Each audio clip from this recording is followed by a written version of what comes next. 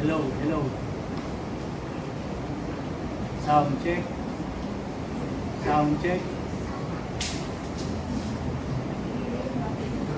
Sound check.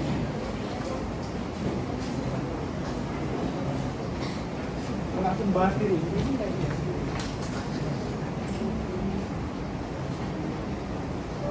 Wala akong baterya.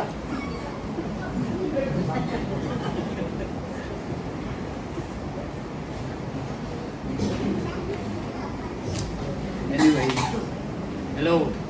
Walang kuryente.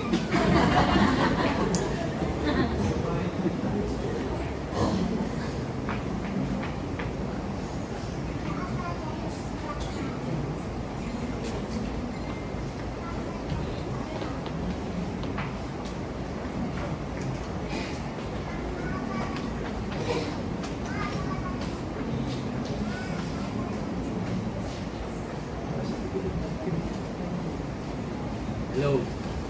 Sound check. Sound check. Sound check. Hello. Yeah. Napalakas naman. Sobrahan. So, magandang umaga po sa inyong lahat. At nais po nating i-welcome si May Puentes. Pwede po ba pakitayo? Miss May Puentes. Ayan. Welcome po. At bago po ako mag-start sa aking message sa umagang ito, nais ko lamang po munang pasalamatan yung ating yung katatapos ho nating 7 Feasts of the Lord, no? Nakumpleto natin yon ng nakaraang Saturday. Mula doon sa Passover, unleavened bread, yung first fruit, Shavuot, yung trumpet, Yom Kippur, at saka yung ating Sukkot. Kaya salamat po sa lahat ng mga behind the scene, yung mga lahat po ng mga naghirap, nag-contribute para maging successful yung celebration natin ng 7 Feasts of the Lord. So hindi ko na po kayo isa-isahin, dahil kilala nyo naman kung sino kayo at baka may makalimutan pa ako. Pero salamat po sa inyong lahat na naging matagumpay yung pagdiriwang natin ng 7 Feasts of the Lord. And kung meron po kayong suggestion para ma-improve pa natin next year, yung mga celebration na yun, ay welcome po, no? Welcome na kayo po ay mag-suggest. Okay, so tayo po ay saglit na manalangin. Aming Ama at aming Diyos, kami po ay lumalapit sa iyo ng buong puso at buong pagpapakumbaba. At sa mga oras na ito ay amin pong inihiling na muli kami po ay pagkalooban mo ng kaliwanagan at karunungan upang maintindihan namin ang iyong mga salita. Tulungan mo po ako ang iyong lingkod na tagapaghatid at tagapagpaliwanag na ito ay aking ma-deliver ng maayos.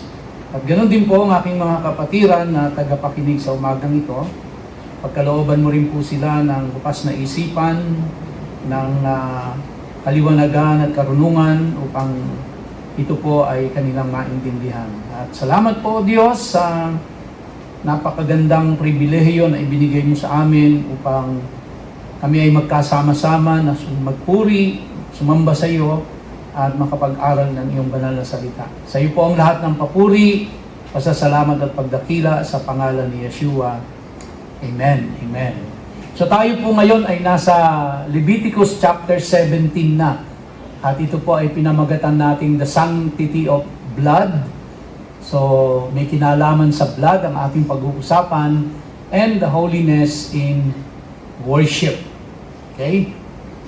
Now, I hope that by this time ay naunawaan na po natin kung ano ang ibig sabihin ng high priest, kung anong ibig sabihin na si Jesus Christ ay ating high priest. Kasi nakita po natin sa pag-aaral natin na kung anong ibig sabihin ng high priest dun sa mga Israelita. No? Na ang unang-unang high priest nila noon ay si Aaron. At siya yung representative no, ng mga tao sa pagharap sa Diyos, at siya ang representative ng Diyos sa pagharap sa mga tao. At alam natin na si Aaron at yung mga sumunod pang high priest ay hindi perfect, pero ang high priest natin na si Jesus Christ ay perfect. Kaya alam niyo na kung ano ibig sabihin nung si Jesus Christ ay high priest. Kasi nakita natin kung ano ibig sabihin nito doon sa buhay ng mga Israelita. Natutunan din po natin yung ano yung ibig sabihin na yung kasalanan natin ay itinransfer kay Jesus Christ, no?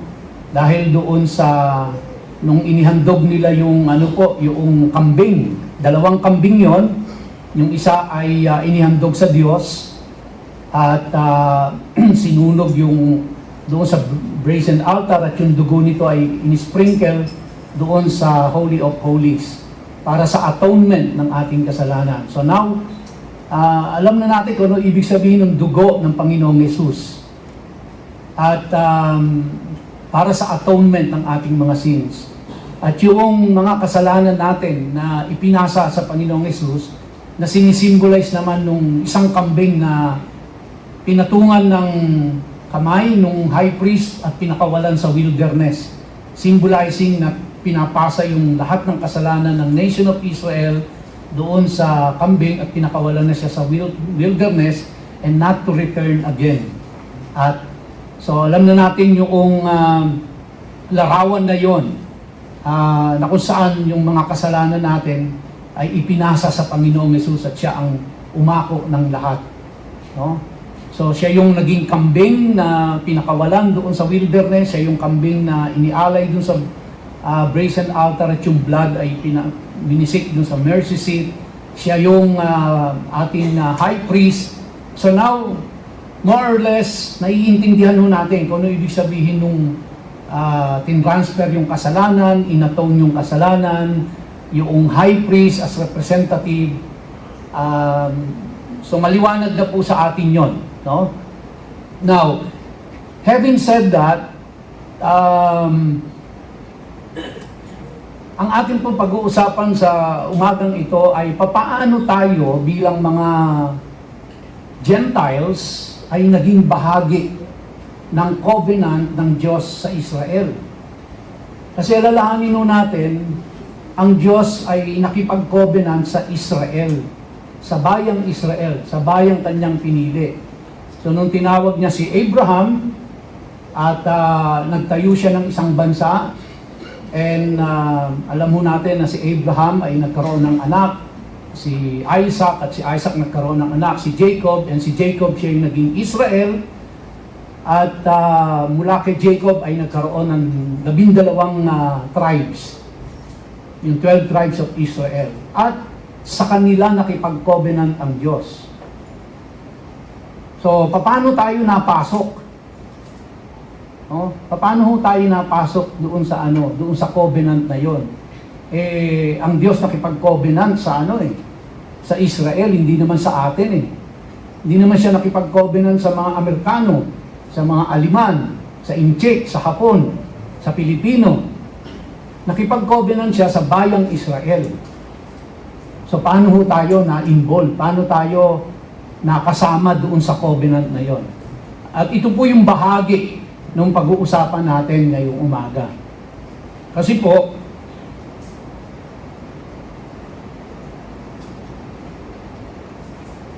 yan. Mula po sa chapter 17 hanggang chapter 26 ng ating pong pag-aaral sa Leviticus, ito po yung mga general duties for all Israel. So naglalaman po ito mula chapter 17 hanggang chapter 26. By the way, in chapter 27 ay maganda po siyang topic dahil napapanahon ito sa darating na fundraising campaign natin para dun sa pagse-celebrate natin ng 7 Feasts of the Lord next year. Ipi-finance natin ito through fundraising. And in chapter 27, makikita po natin doon kung paano finance ng mga Hudyo yung operation ng kanilang templo. And then from there, titingnan po natin yung mga principle to be learned na may apply natin sa ating church to finance the 7 feasts of the Lord. Kaya, yun po yung chapter 27. Kaya kung medyo tatalon ako bago dumating po yung December para doon sa chapter 27, medyo tatalon ako doon. Uunahin ko yun para just in time for the fundraising campaign ng ating church. Para po ma-finance yung ating 7 feasts of the Lord next year. Okay? But later na po yan. But ngayon po, ang pag-uusapan natin is yung chapter 17 na may kinalaman po ito sa mga general duties ng mga Israelitas. At alam natin na sila po ay ang piniling bayan, piniling tao ng Diyos, at isineperate sila ng Diyos. They were set apart at they were required or even commanded by the Lord. In Leviticus 19:2, sabi diyan, "Say to all the congregation of the people of Israel, you shall be holy, for I, the Lord your God, am holy." So they were set apart by the Lord, and ang commandment ng Diyos sa kanila is for them to live a holy life. So paano nangyari na sa kanila lang nakipag-covenant ang Diyos, nadamay to tayo, na nasangkot tayo, kumbaga, in a positive way. Okay? Dahil mababasa po natin sa Exodus chapter 12, verse 38, kung nare-recall nyo ito, ang sabi po doon, "A mixed multitude also went up with them, and very many cattle, both flocks and herds." So nung sila po ay lumabas ng bayan ng Egypt, pinalaya na sila sa captivity after 400 years, 4 na siglo, no? 4 na centuries na sila po ay alipin ng Egypt. Pinalaya na sila under the leadership of Moses. Pero nung sila po ay lumabas, hindi po pure na na mga Hudyo. May mga sumamang Egyptian sa kanila. Kasi nga, yung Egypt was devastated by that time dahil doon sa 10 plagues na dumaan sa kanila, na sunod-sunod yung salot na dumating. So may mga sumamang Egyptians. And plus, yung mga Israelita po, nung time na yon, nakatira sila sa Goshen. Ando doon yung kanilang ang lahi, nasa Goshen. Pero meron po mga Israelites na tumira din sa iba-ibang region ng Egypt. So, hindi lang sila purely nasa Goshen, nasa iba-ibang lugar din sila. At nagkaroon na rin po ng intermarry. No, na nakapangasawa na yung ibang Hudyo ng Egyptian at nakatira na sila sa iba-ibang lugar ng Egypt, hindi lang purong Goshen. Kaya nung nagkaroon ng Exodus, yung mga nakapangasawa ng Hudyo, ng mga Egyptian, sumama na rin. And during that time, hindi lang po Israelita at Egyptian ang nandoon, may mga ibang nationalities din.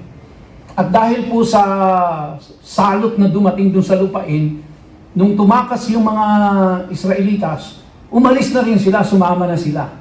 Sa madalit salita, nung nasa wilderness na po sila, yun na yung sinasabi doon sa verse 38, a mixed multitude. At yun po ay marami.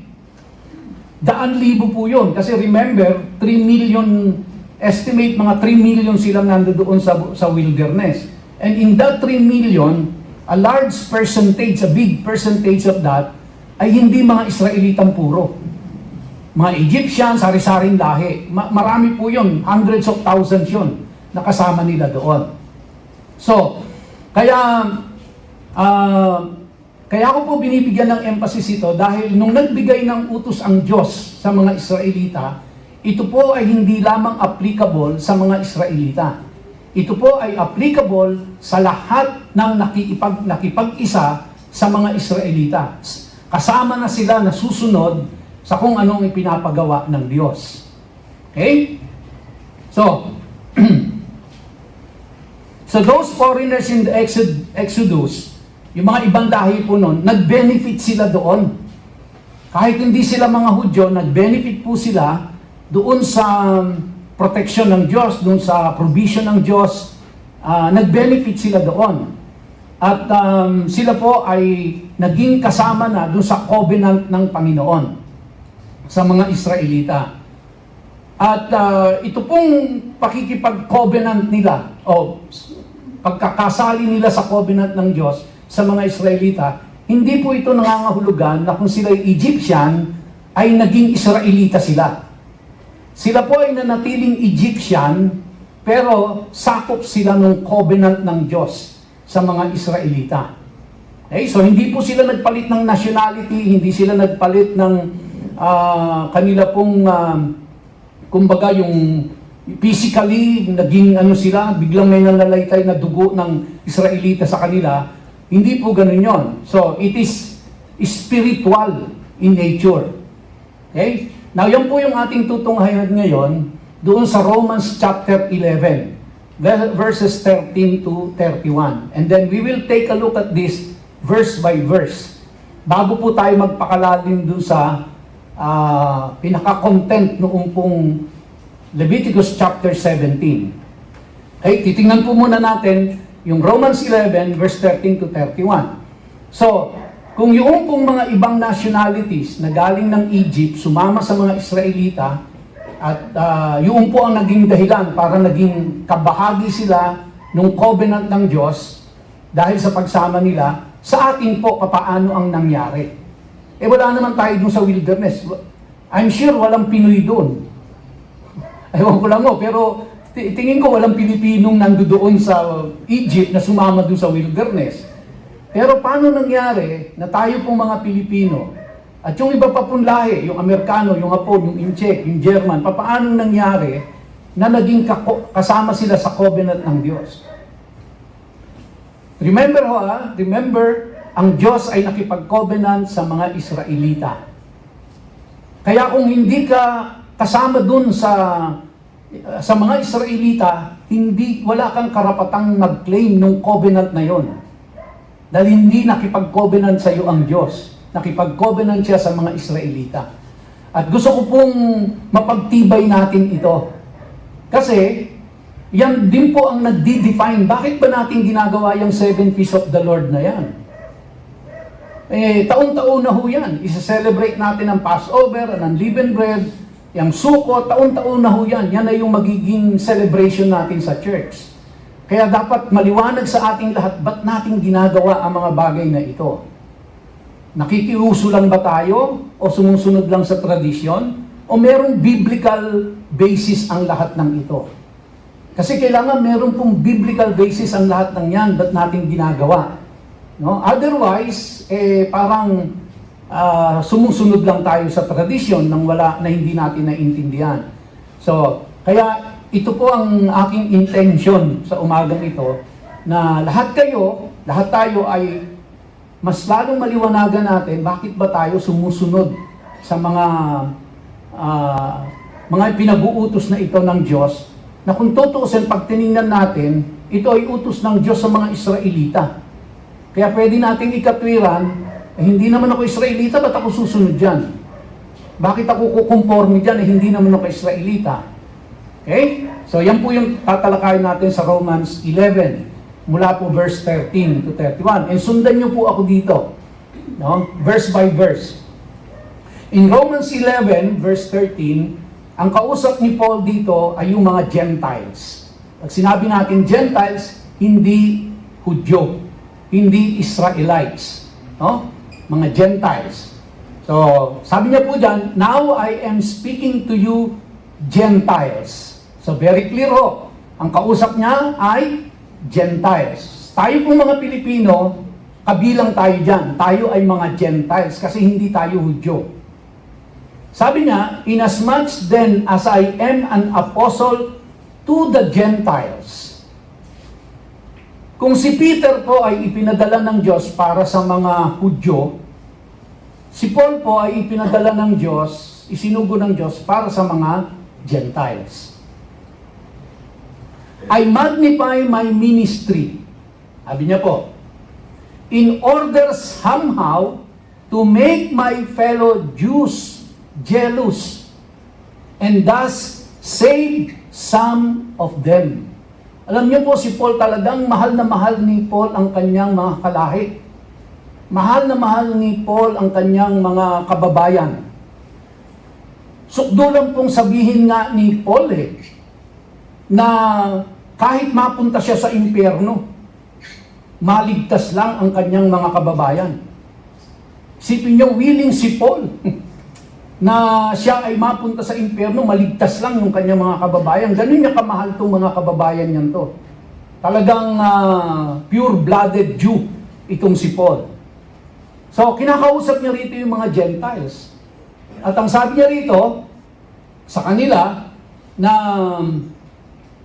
ang kanyang pakay talaga, ang kanyang pinaka-focus talaga, ay maligtas yung mga Hudyo. Masave yung mga Jew. Okay? So, ulitin natin. Sabi niya, now I am speaking to you Gentiles, inasmuch then as I am an apostle to the Gentiles, I magnify my ministry in order somehow to make my fellow Jews jealous. So talagang very zealous si Paul sa kanyang ministry sa mga Gentiles dahil ang kanya pong focus ay para ma-save ang mga Jews. Nakukuha niyo po? Masigasig siya sa kanyang ministry sa mga Gentiles dahil ang magiging effect nito ay maliligtas yung mga Jews. Okay? Verse 15. For if their rejection means the reconciliation of the world, what will their acceptance mean but life from the dead? Kasi po, itong mga Hudyo ay nireject nila ang Messiah nila, si Jesus Christ. At hanggang ngayon, no, actually, ang sabi po ay parang nasa 1% lang o baka wala pang 1% ng 10 million na population ng Israel ngayon ang mga Messianic Jew na tinatawag. Ibig sabihin, wala pang 1% ng 10 million ang naniniwala na si Jesus Christ ang Messiah. Because they rejected Jesus Christ. At malungkot si Paul dito. Kasi they rejected their Messiah. And so, kaya sabi niya dyan, for if the rejection, the rejection of the Jews sa kanilang Messiah means the reconciliation of the world, what will their acceptance mean but life from the dead? So di lalo na kapag tinanggap nila ang Panginoong Jesus as their Messiah. If the dough offered as first fruits is holy, so is the whole lump. And if the root is holy, so are the branches. Now, sundan niyo po ito dahil medyo metaphorical ang dating. No? Hindi po allegorical, it's metaphorical ang pamamaraan ni Paul ng pagsulat dito. 17, but if some of the branches were broken off. Sino yung branches na tinutukoy niya rito? Yung mga Hudyo na naputol mula dun sa sanga. Okay? And you, remember, kausap niya yung mga Gentiles, and you, although a wild olive shoot. So, yung mga Hudyo, sila yung totoong olive tree. At doon sa olive tree, yung mga branches na nandoon, yun ang mga Hudyo na naputol dahil sa pag-reject nila sa kanilang Messiah. Now, kayong mga Gentiles, ang kategorya nyo, kayo ang wild olive tree. Hindi kayo totoong olive tree. Okay? Kayo ay wild olive tree. We're grafted in among the others and now share in the nourishing root of the olive tree. So kayong mga Gentiles, kayo ay mga wild olive tree, pero na po kayo, sabi niya dyan, ay ginraft kayo doon sa totoong olive tree. Sundan niyo po, napipicture niyo ba sa mind niyo? So kayong mga Gentiles, kayo ay mga wild olive tree. Yung mga broken branches sa totoong olive tree, yun ang mga Hudyo. Ngayon, kayong mga wild olive branches, ikinabit kayo ngayon dito sa totoong olive tree. Yan ang kalagayan ninyo ng mga Gentiles. Kinabit kayo. Sabi niya dyan. Ang sabi niya doon sa mga Gentiles na naikabit sa totoong olive tree, do not be arrogant toward the branches. Do not be arrogant toward the Jews. Dahil yung mga Jews ang totoong olive tree. Kayo ligaw kayo eh. Ligaw na olive tree kayo eh. Nang ikinabit kayo dun sa totoong olive tree, huwag kayong maging arrogante. And alam niyo po, sa kasalukuyan nating panahon, ay may mga Christian groups, no? May mga Christian groups po na naniniwala sa tinatawag na replacement theology. Na ang ibig sabihin, dahil daw po yung mga Hudyo ay patuloy na nire-reject nila ang Messiah nila, inabandon na sila ng Diyos. At ang Diyos ay pinihit niya na yung attention niya doon sa mga Christian churches. Sila na yung pinalit ng Diyos doon sa mga totoong mga Hudyo. Kaya ang tawag nila replacement theology. Which is hindi po totoo yan. Dito po maliwanag, sabi diyan, do not be arrogant toward the branches, referring to the true olive tree. At ang sabi diyan, if you are, remember, it is not you who support the root, but the root that supports you. Saan po sila, idinuktong? Doon sa totoong olive tree. Di ba? Doon sa totoong olive tree sila idinuktong. So ang sabi ni Paul, hindi kayo nagsusuporta doon sa root. Kayo ng mga ligaw na mga olive tree, na ikinabit sa totoong olive tree, yung root nun ang nagsusupport sa inyo. Yung totoong olive tree, kaya huwag kayong maging arrogante sa kanila. And then, sabi diyan, then you will say, branches were broken off so that I might be grafted in.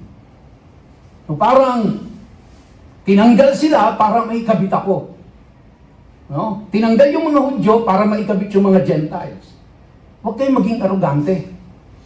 Kasi hindi kayo nagsusupport dun sa root. Kaya lang kayo nabubuhay dahil nakakabit kayo dun sa totoong olive tree. Again, these are all metaphorical. And he was talking to the Gentiles. Okay? Susunod niyo pa? Nasusundan niyo pa ako?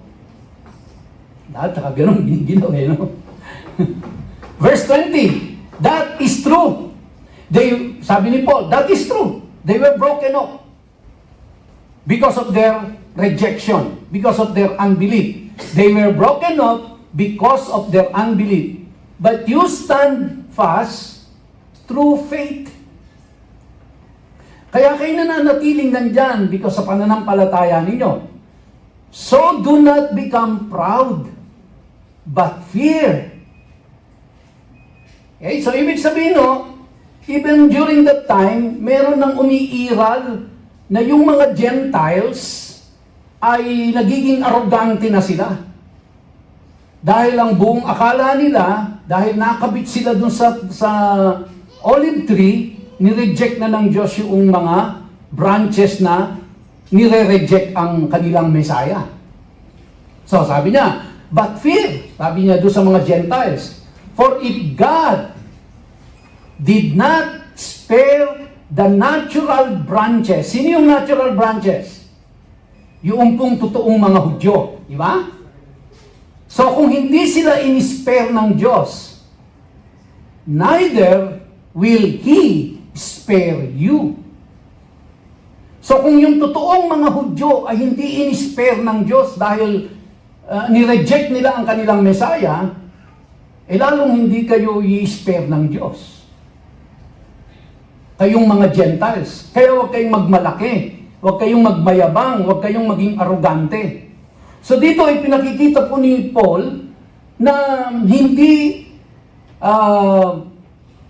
po kumakalas ang Diyos sa kanyang covenant sa kanyang Hudyo, sa kanyang sa bayang Hudyo. Remember, siya po ay nakipag-covenant kay Abraham. And remember, yung covenant niya kay Abraham ay unilateral. Hindi po ito bilateral. Okay? Ang covenant na kay Abraham ay unilateral. Meaning to say, kahit si Abraham ay hindi tumupad sa kasunduan, tutuparin ng Diyos ang kanyang ipinangako. Because it's unilateral. Kaya yung pangako niya doon sa mga Hudyo, kay Abraham, ay mananatili yung kahit na nire-reject pa siya ng mga Hudyo. Nire-reject yung Messiah na si Jesus Christ. Mananatili siya doon.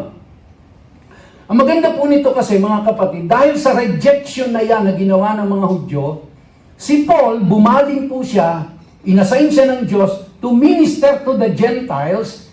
Dahil bakit to? Dahil gagamitin ng Diyos yung mga Gentiles na yan para mainggit yung mga Hudyo. At dahil doon sa kanilang pagkainggit na yon, sila po ay maniniwala sa kanilang Messiah. That's the whole intention. Kaya mapalad do tayo.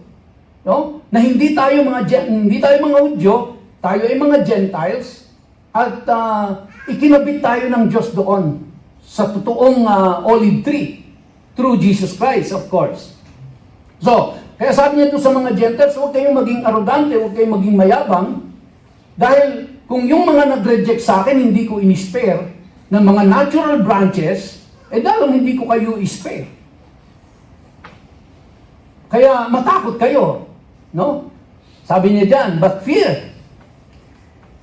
Verse 22, note then the kindness and the severity of God. Severity toward those who have fallen.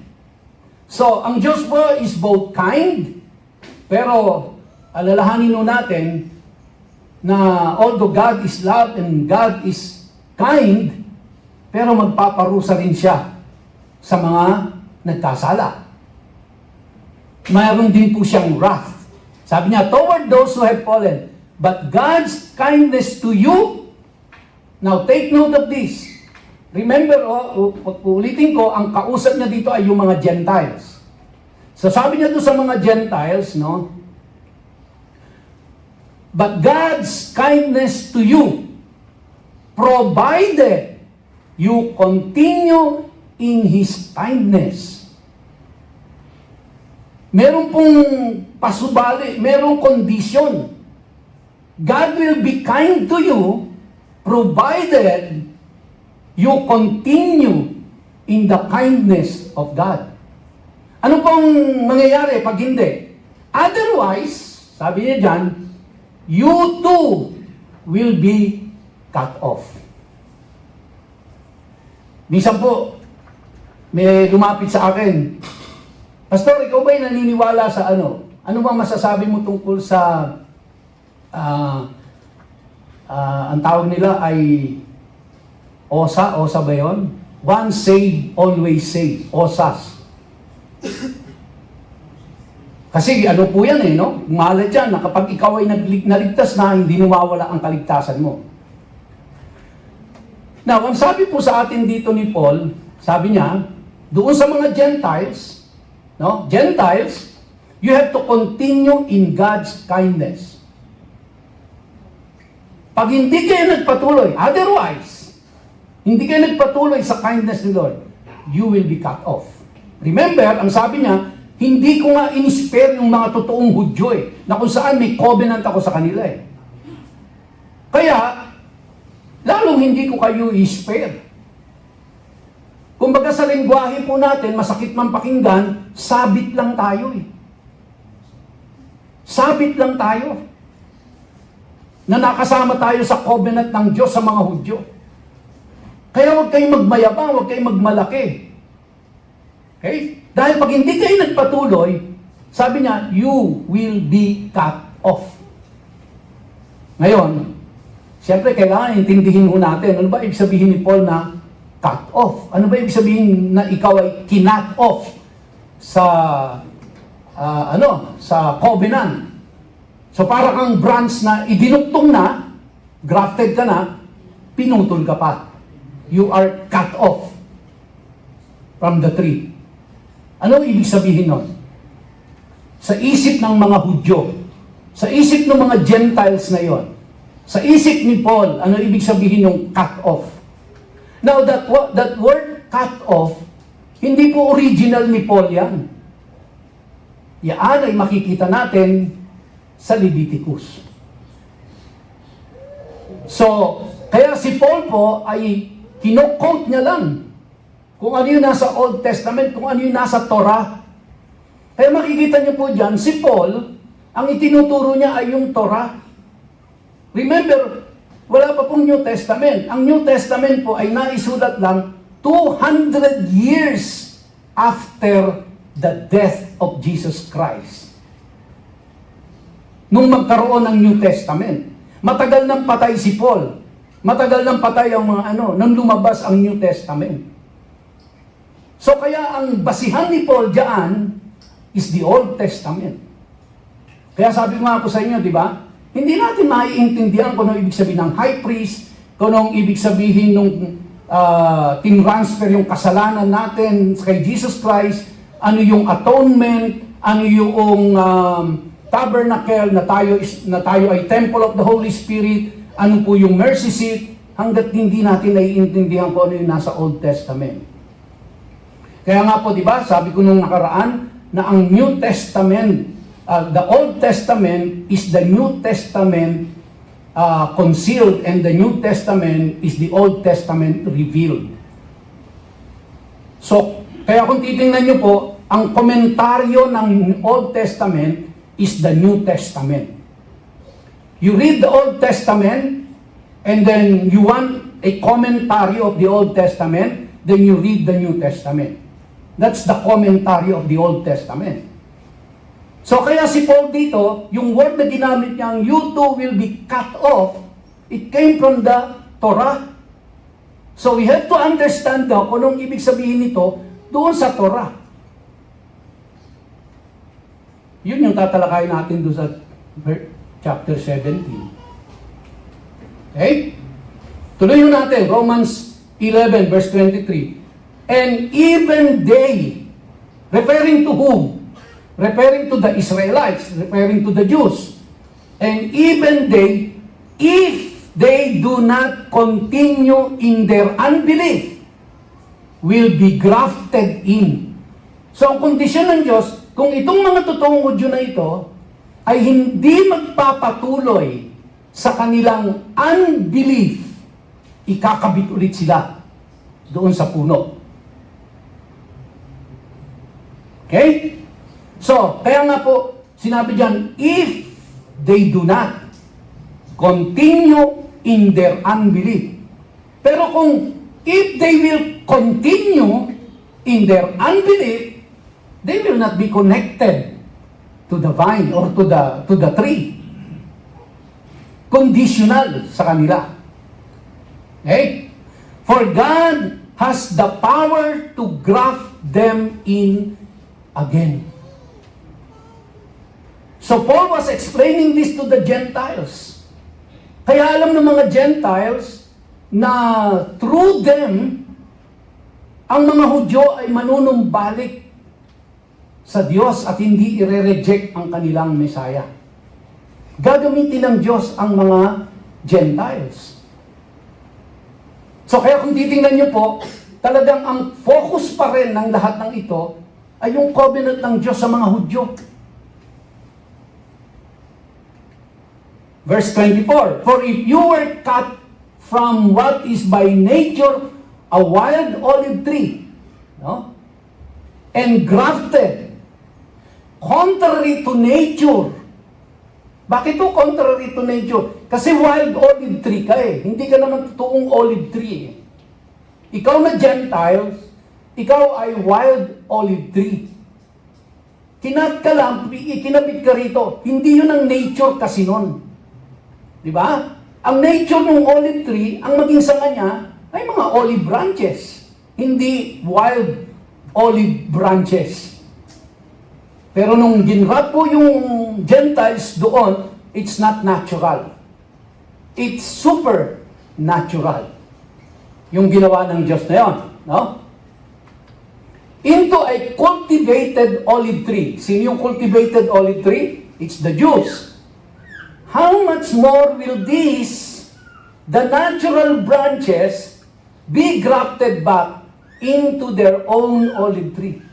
Kung ikaw, na wild olive tree, na hindi natural na dapat maikabit sa totoong olive tree, then how much more yung totoong olive branch ang ikabit niya dun sa totoong olive tree? Kumbaga, kung ikaw na Gentile, hindi imposible na maikabit ka dun sa totoong olive tree, lalong hindi imposibleng maikabit ulit yung totoong olive branches sa olive tree. Sundan niyo po? So, kaya kung ikaw yung Hudyo na nakikinig dito, wow, I am really highly favored by God. Di ba? So, ibabalik ako ng Diyos, gumagawa ng way ang Diyos para maibalik sila doon sa kanilang totoong puno. Verse 25, lest you be wise in your own sight, I want you to understand this mystery, brothers. Kasi siyempre, yung mga Gentiles, hindi nila maintindihan yon. Kaya nga mystery, na ikakabit sila doon sa totoong olive tree. Sabi niya, lest you be wise in your own sight, I want you to understand this mystery, brothers. A partial hardening has come upon Israel. Sabi niya doon, ba? A partial hardening. Ibig sabihin, hindi po talagang matigas na ang puso ng mga Israelites para patuloy nilang i-reject ang kanilang Messiah. Partial lang yung pagiging matigas ang puso nila. At ang sabi diyan, yung partial na pagiging matigas na puso nila, sabi diyan po, ay mababago po ito. Dahil sabi niya, a partial hardening has come upon Israel until the fullness of the Gentiles has come in.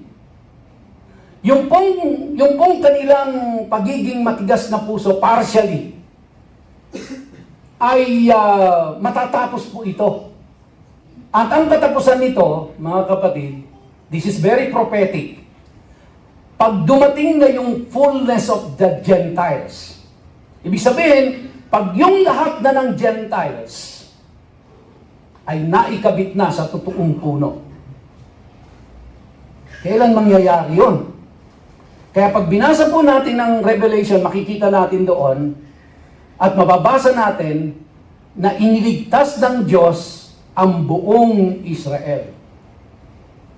But that will be future. So, ano ibig sabihin po nung until the fullness of the Gentiles has come in? Paano malalaman at ano ang bilang ng mga Gentiles na ikakabit doon sa totoong puno? Ibig sabihin, gaano karaming Gentiles, anong bilang ng Gentiles ang masesave? Bago po yung puso ng mga totoong Hudyo na partially sila ay matigas ang puso, ay lalambot. So, ibig sabihin, lalambot lang yung kanilang matigas na puso na yon, na partial na matigas, kapag kumpleto na yung bilang ng mga Gentiles. Question, gaano karami yun? Paano manglalaman yon? Now, kaya po, pag hindi natin naiintindihan kung saan nanggagaling si Paul dito, hindi natin mai-interpret yan. Saan nanggagaling si Paul? Bakit si Paul ay ipinadala sa mga Gentiles? Peter, take care of the Jews. Diyan ka mangaral sa mga Hudyo. Pero Paul, mangaral ka sa mga Gentiles. Question, bakit may interest ang Diyos sa mga Gentiles, ganun hindi naman siya nakipag-covenant sa mga Gentiles? At paano niya gagamitin ng mga Gentiles to save the Jews? Going back in our studies in the book of Genesis and Exodus, remember, 12 tribes ang Israel. Tama po? Nasakop sila, ang Judah at ang Benjamin, yung 2 tribes sa south, the southern kingdom, nasakop ng Babylon. At sila ay naalipin for 70 years bago sila ibinalik. So, ano nangyari dun sa 10 tribes? Yung 10 tribes po ay sinakop ng Assyria.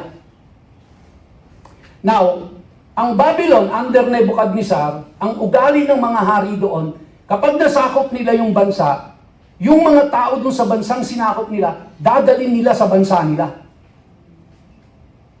Ang Assyria, ang hari doon, ang ugali naman, lahat ng bansang nasakop nila, ang gagawin nila, isasabog nila kung saan-saan.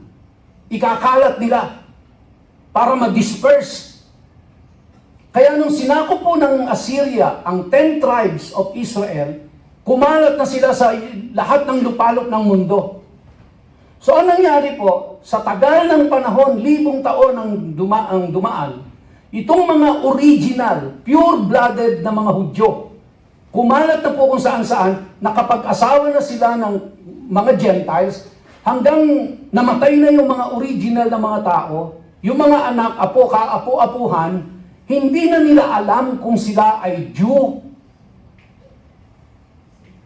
Dahil na-assimilate na sila kung saan-saan. Kaya kita niyo po ngayon, may nanggagaling ng Africa, may nanggagaling ng Europe, may nanggagaling ng Australia, may nanggagaling ng Asia, na bumabalik sa Israel. So ito pong 10 tribes na ito na ikinalat ng Assyria kung saan-saan, at sa paglipas ng panahon, hindi na nila alam kung sila ba ay Hudyo pa o Gentiles. Nakategorize ngayon sila as Gentiles. Kaya ang tawag sa kanila ngayon po ay merong mga Gentile talaga, at meron pong mga Gentile Jew. So ito pong mga Gentile Jew na ito yung mga sinasabi dyan, until the fullness of the Gentiles, meaning yung pong nasa 10 tribes of Israel. Kaya kapag po yung 10 tribes of Israel na yon ay bumalik na sa Israel, no? Pag bumalik na sila doon, that will be the beginning po ng kumbaga magbabago na ang kanilang isip, magbabago na ang kanilang paniniwala, at unti-unti po maniniwala na sila kay Jesus Christ as their Messiah. And yan po ang magiging palatandaan na talagang pabalik na ang Panginoon. Ngayon po, kung nasusubaybayan nyo ang nangyayari sa Israel, mga kapatid, nakakatuwang pakinggan na nagawa ng paraan ni Donald Trump na magkaroon ng ceasefire sa Gaza. Napapirma niya yung mga magkakaaway na bansa, at ang pinag-uusapan ay peace.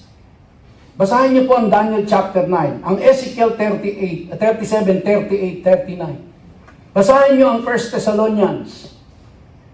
Ano po ang mangyayari bago dumating ang Panginoon? Magkakaroon ng kapayapaan ng Middle East. Yun muna ang magaganap. Magkakaroon muna ng kapayapaan ang Middle East. Hindi niyo ba napapansin? Ang focus ng buong mundo ngayon nasa Israel, kakapiranggot na bansa. Pero doon na nakafocus ang buong mundo sa kanila. At ngayon ay minumungkahi ng mga bansa na si Donald Trump, ang president ng US, ay bigyan ng Nobel Peace Prize sa 2026. Dahil napag-unite niya yung mga magkakaaway na bansa sa Middle East. Napapayag niya yung Hamas to surrender. Ibigay yung mga remaining hostages, although may mga iba pang hindi pa nagagawa doon sa kasunduan. But this is just the beginning, mga kapatid. Ang templo po, lugar na lang nagawa na po yung blueprint. Nakadrawing na up to the smallest detail ng templo. Naka-blueprint na. Ang menorah nandun na. Ang mga priests nagte-training na. Na-identify na nila kung sino ang high priest, na unang high priest ulit sa modern generation. Yung mga isosot na mga priest, nung high priest, pahinahon lahat. Nakaabang na. Ang iniintay na lang yung templo na matayo. Saan itatayo yung lugar? Eh ngayon, yung mga latest discovery nila, nagtataka sila bakit mayroong crack doon sa bundok ng Jerusalem. Ano ba sabi sa Bible? Pag tungtong ni Jesus Christ dito, mabibiyak. Mahahati sa dalawa ang Mount of Zion. Now, so itong sinulat ni Paul na ito, na 1,000 taon na ang nakaraan, sinulat ni Ezekiel, sinulat ng mga prophets. Kung sinusubaybayan niyo po, lahat yan is unfolding before our eyes. Na wala pa po ako doon sa talagang topic ko, kung paano tayo nasangkot. Binibuild up ko pa lang yung case. Now, verse 26, and in this way, all Israel will be saved. Kaya po yung when the fullness of the Gentiles has come. So alam niyo na kung sino yung Gentiles na tinutukoy. Okay? So kaya po dahil na-spread sa Gentiles, kasi hinahanap nila yung 10 tribes of Israel, saan na napunta. Actually, pag tinignan niyo po, ang talagang interest ni Paul, yung mga Gentiles na yon, o yung mga Hudyo na yon na naging Gentiles na. Pero dahil po doon sa ginawa ni Paul na yon, tayo ngayon ng mga Pilipino, tayo yung mga Amerikano, yung mga Hapon, nakarinig ng gospel. At dahil po doon, tayo po ay nanampalataya. At dahil tayo ay nanampalataya, tinanggap natin ang Hudyong tagapagligtas. Nakiisa tayo sa mga Hudyo sa pamamagitan ni Jesus. Parang yung mga tao sa Egypt, na mga Egyptian sa ibang lahi, na nakiisa sa mga Israel, naging kabahagi na sila ng covenant.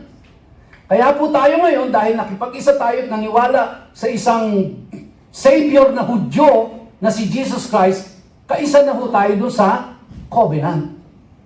Kaya ho tayo napasok doon sa covenant ng Diyos. Kaya kung anong inuutos ng Diyos doon sa mga Israelita, ay susundin ho natin. Hanggat hindi ito nangangailangan nung templo sa Jerusalem. Kasi wala naman tayong magagawa doon kahit yung mga Hudyo. Hindi nila utos ng Diyos hanggat wala yung templo. Kaya po natin, ang utos ng Diyos, i-memorialize natin. Dahil yung din ang utos niya doon sa mga Hudyo noon. I-memorialize nyo. At nga iyan ang ise-celebrate pagdating ng millennium. Sabi niya dyan, and in this way, all Israel will be saved as it is written, the deliverer will come from Zion. Who is that? Sino yung deliverer? Their Messiah. So si Jacob,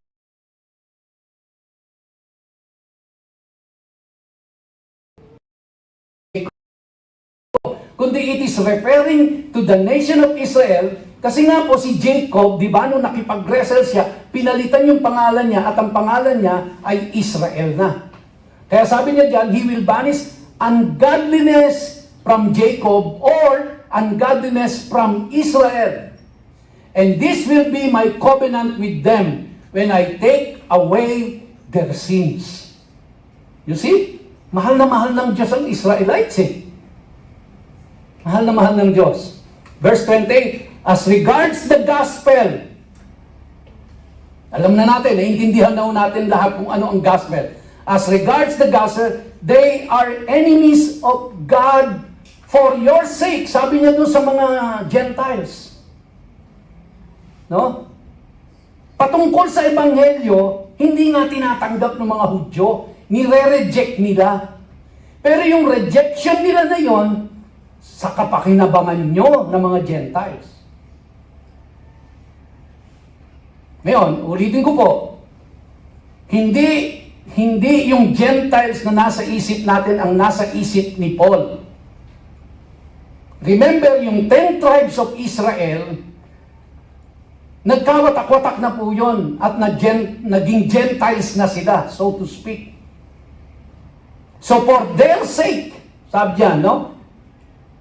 Itong mga Hudyo na ito na nireject si Jesus Christ para po sa kanilang kapakanan. Ito pong mga Gentiles na ito ay nakakilala sa Panginoon. They are beloved for the sake of their forefathers.